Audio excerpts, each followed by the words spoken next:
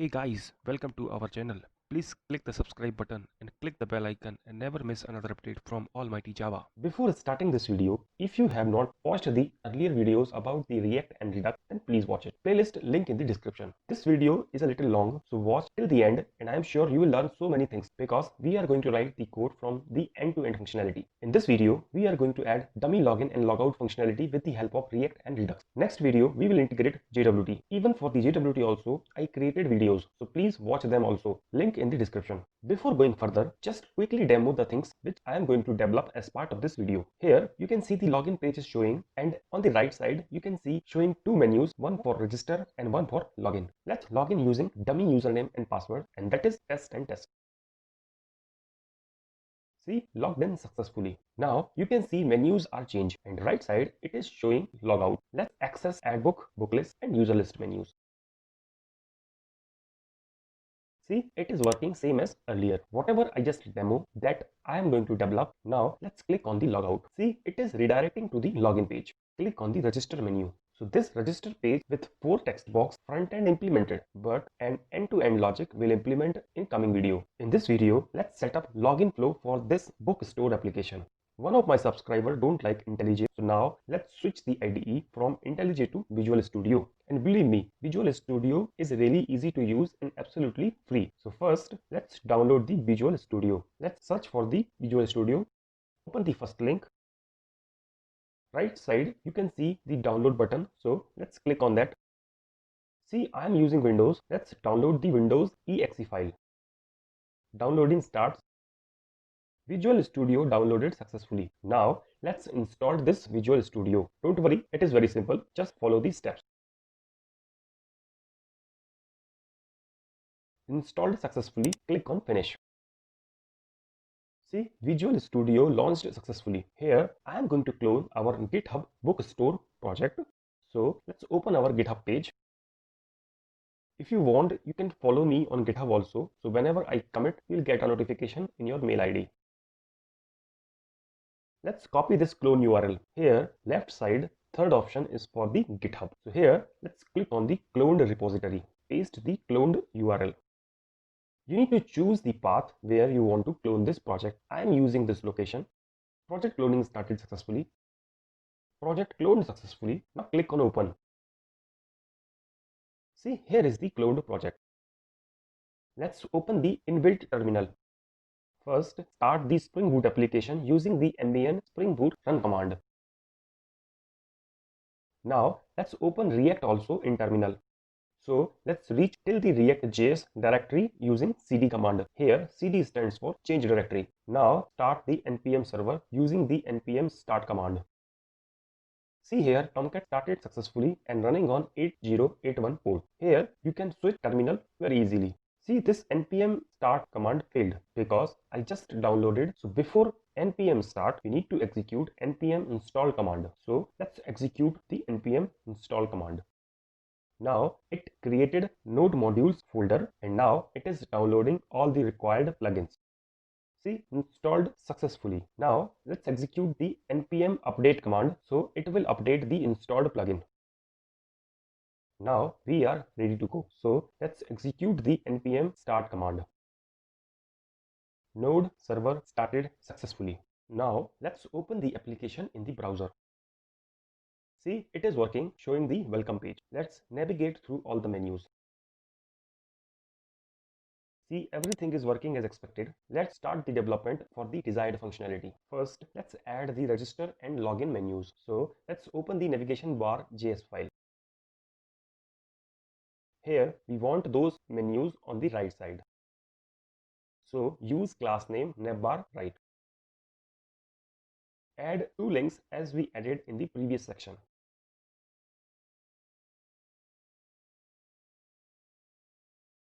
And change the value for two attribute. See, we are using the login and register for two attribute value. So here, two attribute value is the location descriptor. You can see now two menus are showing the right side. Obviously, they won't work because there is no functionality. Now, we need to add these two as part of the route. So let's open the app.js file. So here, after user list, let's add two more routes. Here, path should be register and login. As you can see here, I'm using the components like login and register. So let's create two components inside the user directory.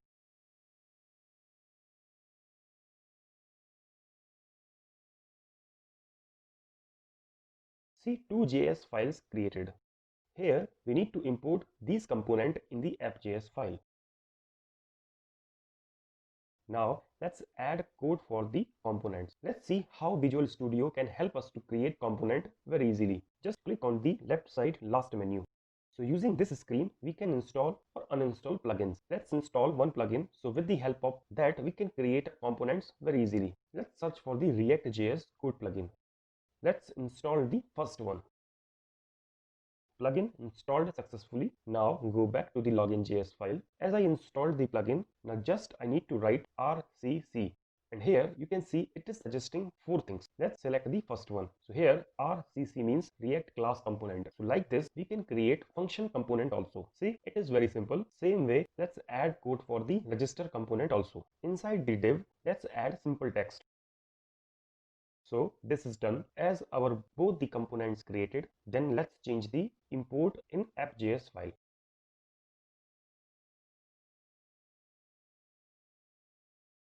Now let's see component is loading properly or not. So now our both the links should work, and see it is working and showing simple text like login, register. Okay, so basic changes are done. Now let's add code for the login form inside the login component. First, let's import all the component. If you have watched the earlier videos, then you would be aware about this code.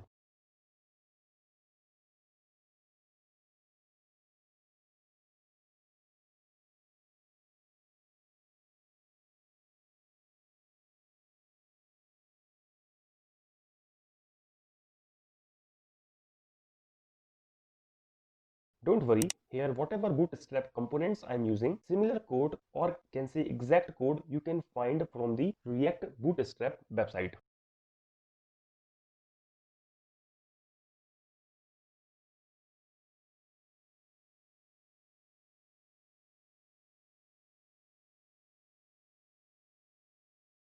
And this code is pretty straightforward, so nothing much to explain. In this React series, I am using Bootstrap, but there are so many front-end frameworks are available now. In the coming video, we will see how to use other frameworks. I'm using all this card and prepend or font awesome related stuff, so our login form should look nice. Just watch. I hope this will help you to design the forms in your project.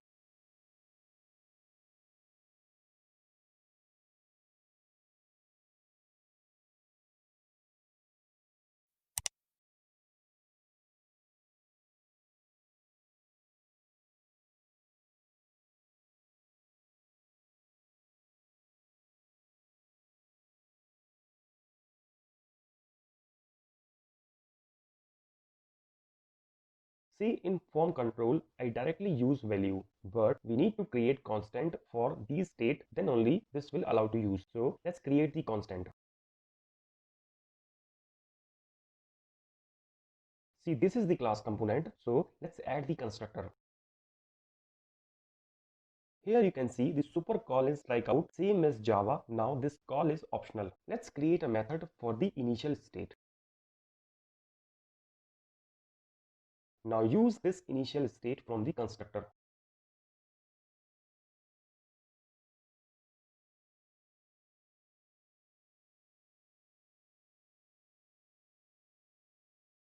Add the login and reset buttons.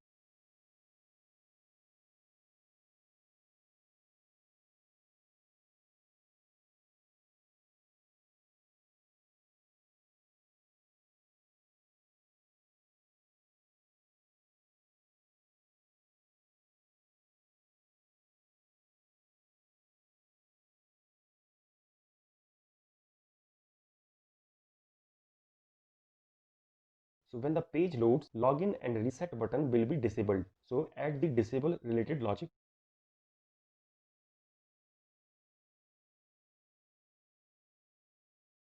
Same way, let's add code for the reset button also. Here, this blank string is for the space between buttons. Now, let's add the on-click event for the login and reset button.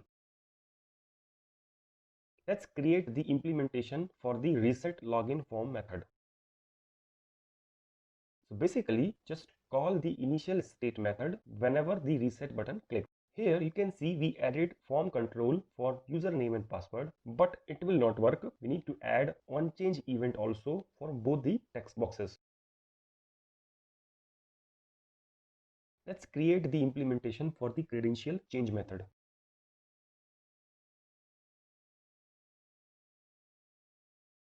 Here we need to map name with value using event and target. Here disable will not work, so this and or clause should be opposite. Can someone tell me why? And this triple equal is capable of checking value and address. Now let's check how our login form looks like. See, it is looking perfect. Let's check text box and reset button is working or not. See, whatever we implemented till now, it is working fine. Now let's add some font awesome icons for login and register menus.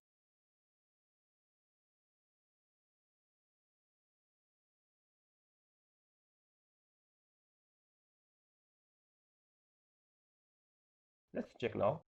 See, it is looking perfect. Even I added code for the register component also.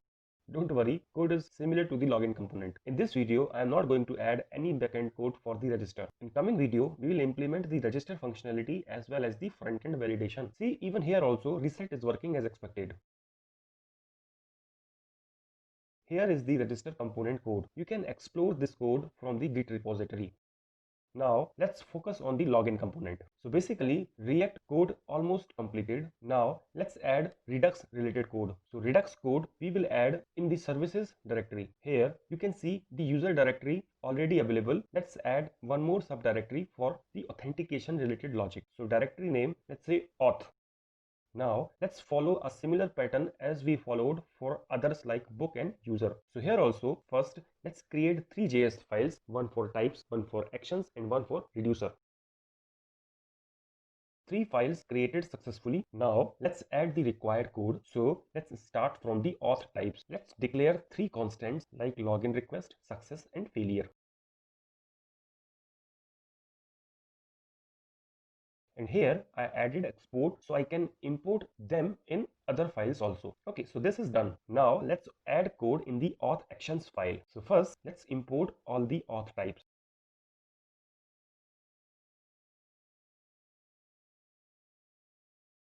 Now let's create the actions for all the types. Let's start with the login request.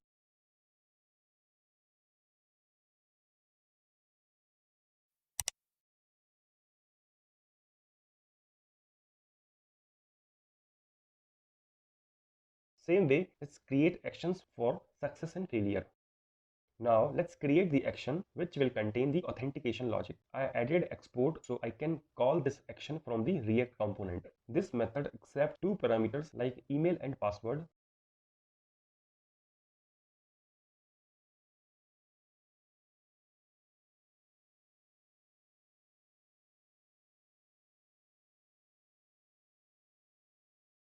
As I said, it is a dummy login, so I'm just checking username and password with string test. Next video, we will add the request call to the backend service, and if username and password are valid, then as a response, it will send a JWT token. But for this time, let's create a base for the next video. So if username and password valid, then dispatch the success action.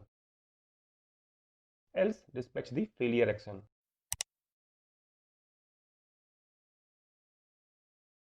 As you can see, for success and failure, they accept the parameter is logged in. But for now, I am removing this and directly return true or false.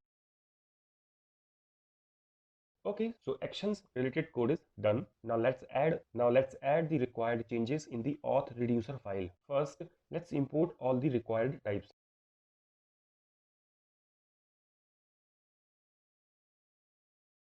Let's create a constant for is logged in and set the initial value to an empty string. Let's create a constant for the reducer.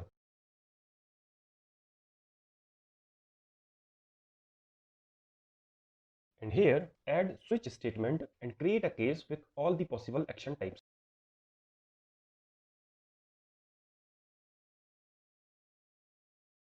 Here, 3 dot and state is a syntax for copy the state value.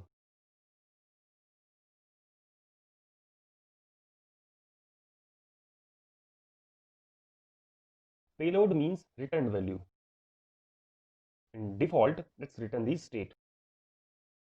Okay, so auth reducer related changes are done. Now inside the index.js file, add auth actions also like we added other actions. Let's open the root reducer.js file. First import the auth reducer and add one more key value pair in combine reducers.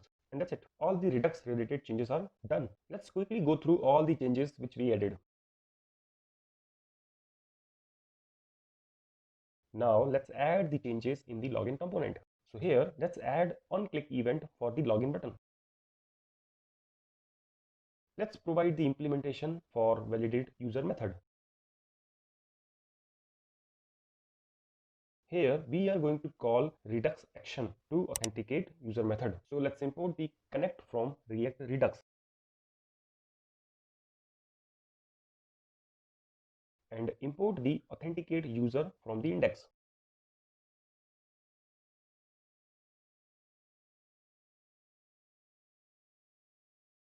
Now let's call the authenticate user method using the props and pass the email and password.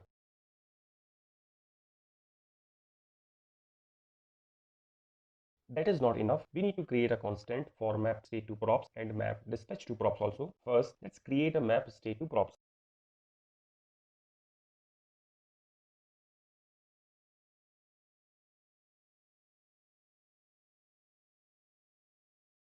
Here, actually it should not be login. It must be auth. Later, I will correct it. Let's add one more constant for map dispatch to props.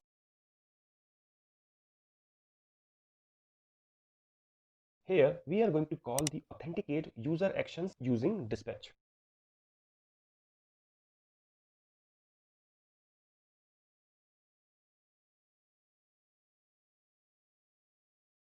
Now using connect, we need to pass both the constant.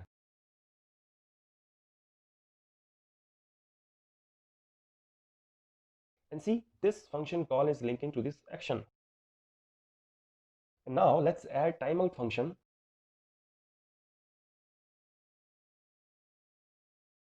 So inside this function, let's check the logged in value is true or false. So if it is true, then using the history push function, pass the home page URL. And here URL is just a slash. And if it is false, then reset the login form and set the error like invalid username and password.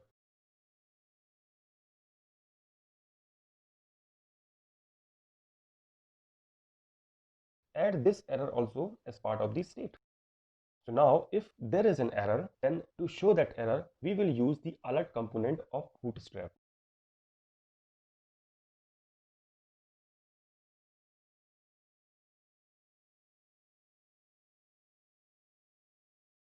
Add this error also as part of the constant. Now no need to add this dot state, so let's remove. Okay, so this is done. Yeah, I forgot to add export in reducer, so let's add export at the end.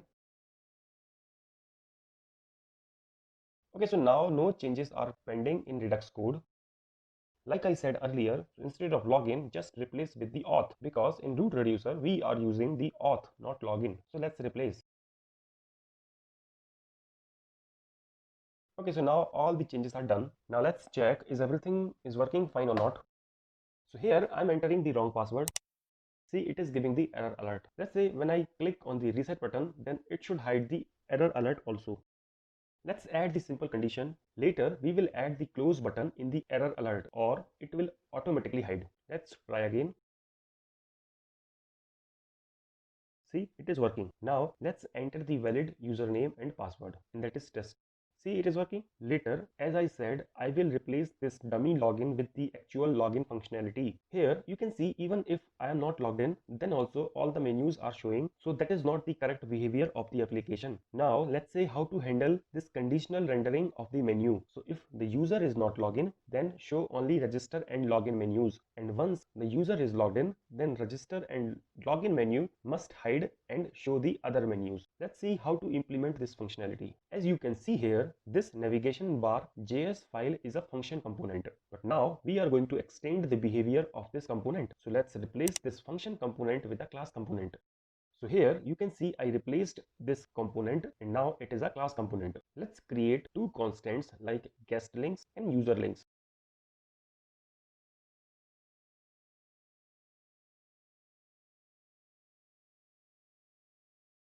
So for guest links, let's copy this register and login links and paste them to guest link. Same way for the user links, let's copy this add list and users and paste them to the user links. Now let's remove this nav barcode from return, and instead of that let's use the guest links and user links, and that is conditional rendering, and that conditional rendering we can decide using is logged in value.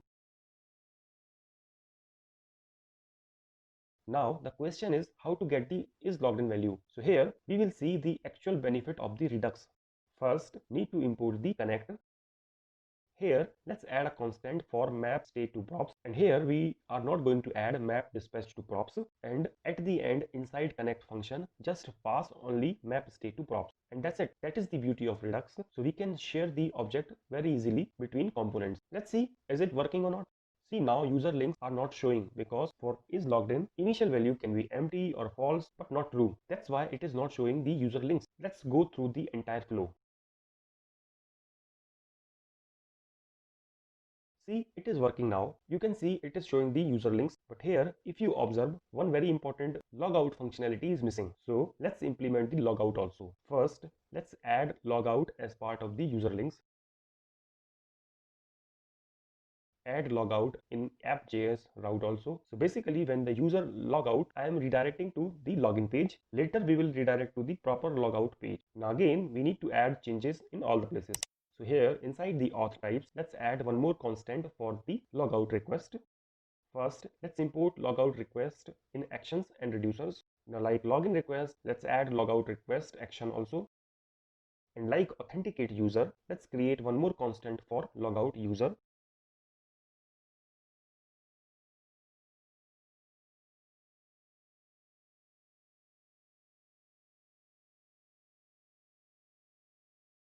Okay, now let's modify the success section. So here, instead of passing nothing, let's pass the is logged in, and this value will differ. So when success call happen from logout user, then pass false, and from authenticate user, then pass true. I hope things are more clear to you. Add one more case for logout request in auth reducer, and that's it. All the changes are done. Now let's import the logout from the index. Yeah, now we need to add constant for map dispatch to props also, because we need to call logout user action.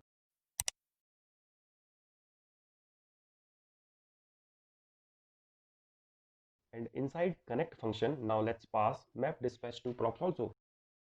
Let's add on click event for the logout link.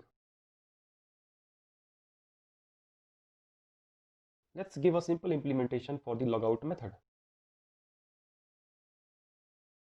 Here let's call logout user using props, and here let's add 500 millisecond for set timeout. And for logout user, we need to remove this dot slash because the navigation bar component is one level up. Let's try now. First login. See, logged in successfully. See, now logout button also coming. Click on logout. See, it is redirecting back to the login page. Later we will add some logout message also. See, everything is working as expected. Now let's commit the changes to the GitHub, whatever we added till now. Let's add some commit message. Sorry for this typo error. Click on the right menu, click on the yes. Code committed successfully. Now we need to push the changes. Click on the right side ellipsis icon. So from here, click on the push option.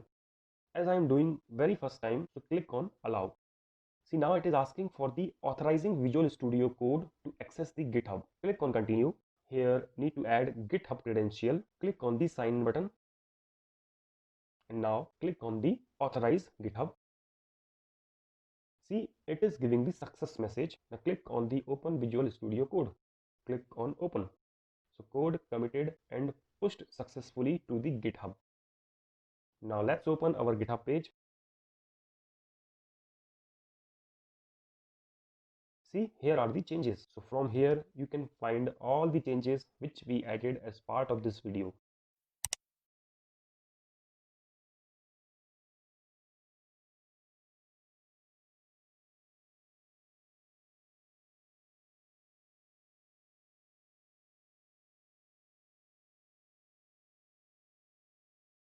I hope you learned so many things from this video. That's it for this video. Please like and share this video. Subscribe our channel. Thanks for watching.